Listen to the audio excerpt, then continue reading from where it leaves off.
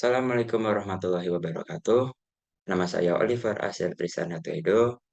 Saya berasal dari SMA Plus Mutahari.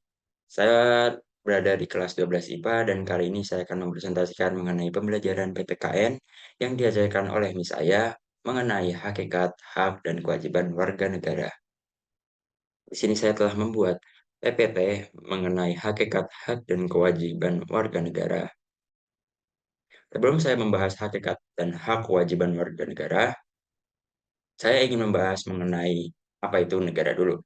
Negara sendiri merupakan konsep yang cukup abstrak karena tidak ada bukti nyata atau bentuk realnya selain penduduk, wilayah kekuasaan, dan sistem pemerintahannya. Maka dari itu, warga negara atau kewarganegaraan bisa diartikan sebagai penduduk sebuah negara yang berdasarkan keturunan, tempat kelahiran, dan sebagainya yang memiliki kewajiban dan hak penuh sebagai warga negara di negara tersebut. Yang disebut dengan warga negara Indonesia adalah penduduk yang menjadi bagian dari negara Indonesia. Bagaimana cara kita mendapatkan kewarganegaraan, terutama kewarganegaraan Indonesia? Kewarganegaraan Indonesia sendiri bisa diperoleh secara alamiah ataupun secara proses naturalisasi. Biasanya yang secara alamiah itu sudah dianut setiap individu yang sudah ada di warga negara tersebut. Sama di Indonesia, selama saya lahir di Indonesia, maka kependudukan warga negara Indonesia yang saya dapat bisa disebut sebagai proses yang secara alamiah saya dapatkan. Sementara apabila warga negara asing bisa menjadi warga negara Indonesia dengan proses naturalisasi. Topik ini bisa saya lanjutkan lagi karena Indonesia memiliki 4 asas yang dianut dalam warga negara. Namun, saya akan melanjutkan topik asas kewarganegaraan di akhir presentasi saya. Setiap warga negara memiliki kewajiban yang harus dilakukan dan hak yang harus dipenuhi oleh negara tersebut.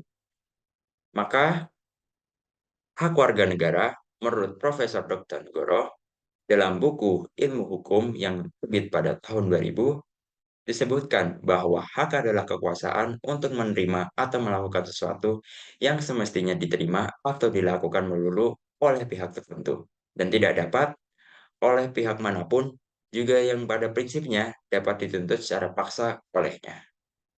Maka dari pernyataan dari Profesor Dr. Noto Negoro, hak warga negara merupakan hak-hak sebagian manusia yang diterima setiap orang di dalam konteks suatu negara di mana saja orang tersebut berada.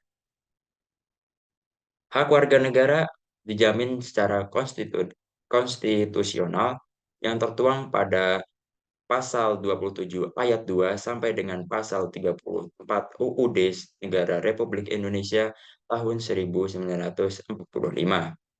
yang berisi sebagai berikut. Pasal 27 ayat 2, tiap-tiap warga negara berhak atas pekerjaan dan penghidupan yang layak bagi kemanusiaan. Pasal 28A, setiap orang berhak untuk hidup serta berhak mempertahankan hidup dan kehidupannya. Pasal 28B ayat 1, setiap orang berhak membentuk keluarga dan melanjutkan keturunannya melalui perkawinan yang sah. Pasal 28B ayat 2, setiap anak berhak atas kelangsungan hidup, tumbuh, dan berkembang, serta berhak atas perlindungan dari kekerasan dan diskriminasi.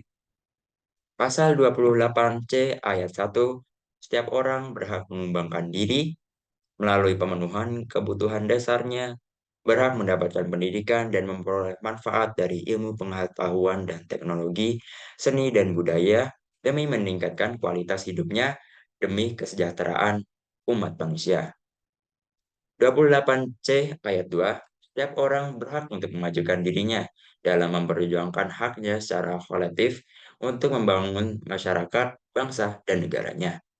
Setiap 28D ayat 1, setiap orang berhak atas pengakuan, jaminan, perlindungan, dan kepastian hukum yang adil serta perlakuan yang sama di hadapan hukum. Pasal 28D ayat 2. Setiap orang berhak untuk bekerja serta mendapat imbalan dan perlakuan yang adil dan layak dalam hubungan kerja. Pasal 28 ayat Pasal 28D ayat 3, setiap warga berhak memperoleh kesempatan yang sama dalam pemerintahan. Pasal 28D ayat 4, setiap orang berhak atas status kewarganegaraan. Pasal 29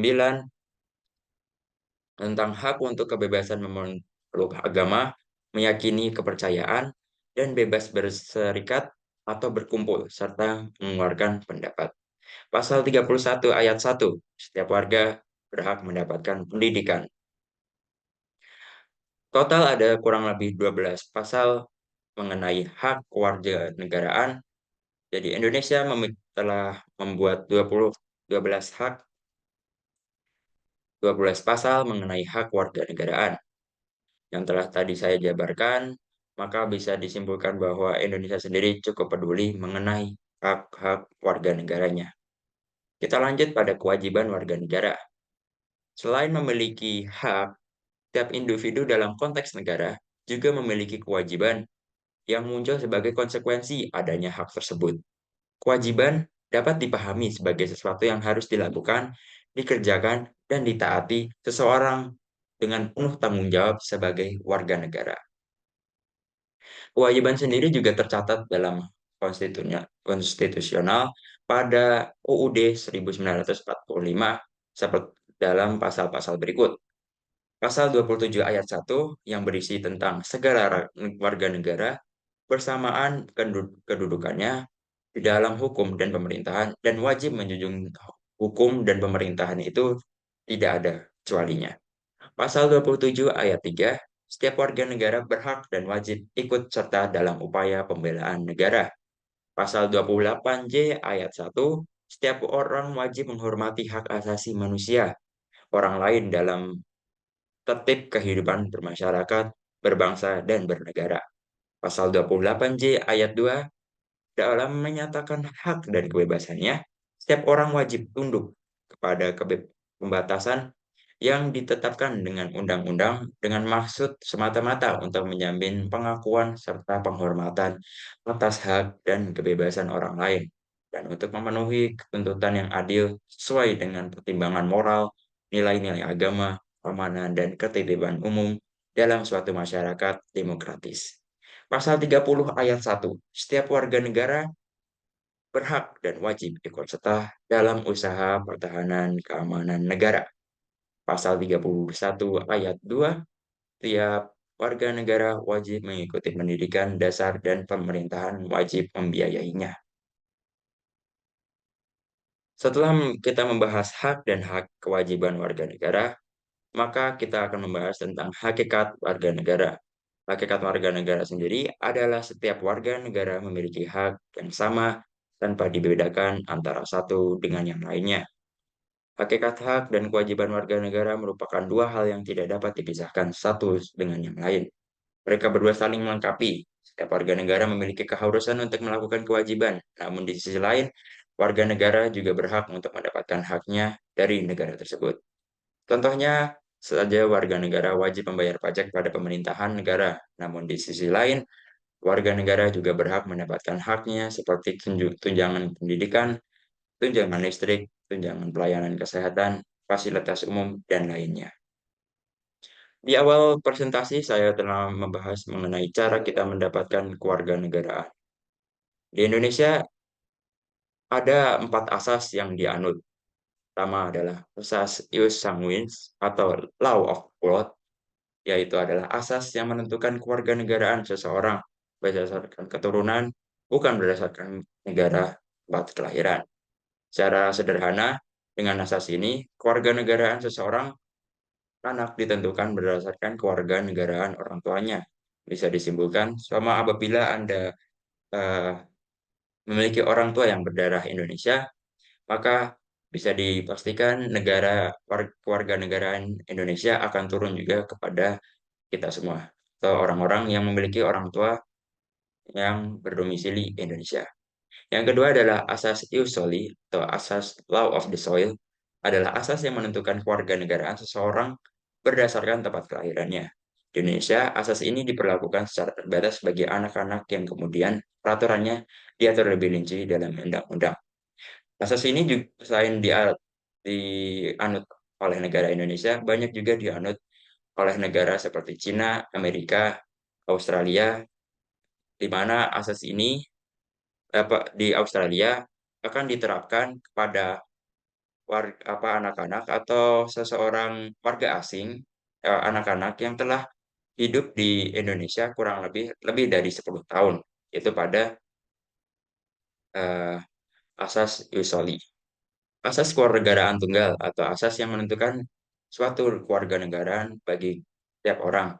Maka dari asas ini, hanya setiap individu yang ada di Indonesia wajib memiliki atau hanya boleh memiliki satu kewarganegaraan. Yang terakhir adalah asas kewarganegaraan ganda terbatas. Adalah asas yang menentukan kewarganegaraan ganda bagi anak-anak yang ketentuannya diatur lebih rinci dalam undang-undang. Biasanya asas ini diberikan kepada anak-anak yang memiliki orang tua eh, campuran, sama kayak dari seorang tuanya, ayahnya dari negara lain, sama Singapura atau Malaysia atau Australia, dan ibunya sebagai warga Indonesia. Maka asas ini akan diberikan kepada anaknya yang mana belum memiliki eh, kewarganegaraan pasti, dan nanti pada umur 18 anaknya akan kurang lebih diberikan pilihan untuk memilih kewarganegaraannya, bisa memilih warga negara yang lain sama sesuai dengan orang tuanya. Sama kayak ayahnya kalau di Singapura, maka dia bisa memilih kewarganegaraan Singapura, atau apabila atau anaknya tersebut dalam umur 18 bisa memilih warga negaraan Indonesia. Kurang lebih seperti itu mengenai hakikat, hak, dan kewajiban warga negara, yang mana dengan ini kita lebih mengetahui hakikat hak-hak apa saja dan kewajiban apa saja yang kita dapatkan sebagai warga negara Indonesia. Sekian dari presentasi saya. Wa ma taufiqi illa billah, alaihi tawakkaltu wa ilaihi yunib. Wassalamualaikum warahmatullahi wabarakatuh.